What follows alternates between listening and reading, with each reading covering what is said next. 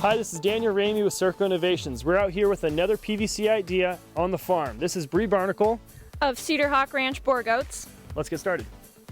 All right, let's go over the assembly. We're gonna start off with 2 of the 5-ways, 3 of the snap clamps.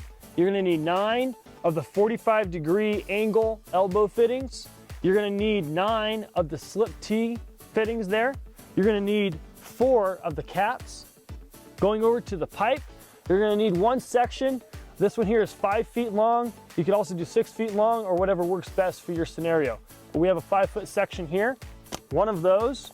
You're gonna need roughly, these are about 6 inches long. We had give or take on some of those that just worked a little better for our project. But 6 inches long, and then the middle sections are around 3 inches long.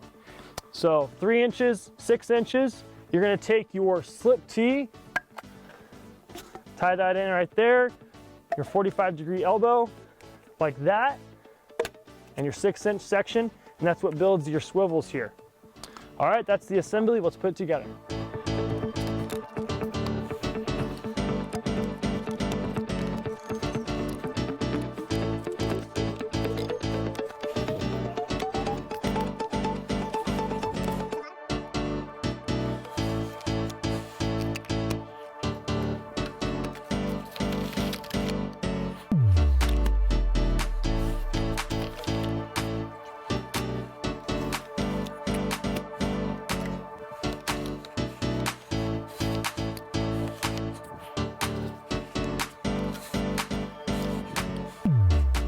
Okay, so we're assembled here. This is what the basics of what you can do. There's other options. You can take pipes. As you see here, we took just some random pieces we had, maybe your leftover pipe, or you could get long sections, stick them on this 5-way at the top. Another option we were talking about is you could take maybe a long piece of pipe, even one of your bottom sections here, and if you want to attach this to the wall, take this cap off and take a table cap, attach this to a wall, and then you could have your bucket tree be secured to a wall, be a little more secure.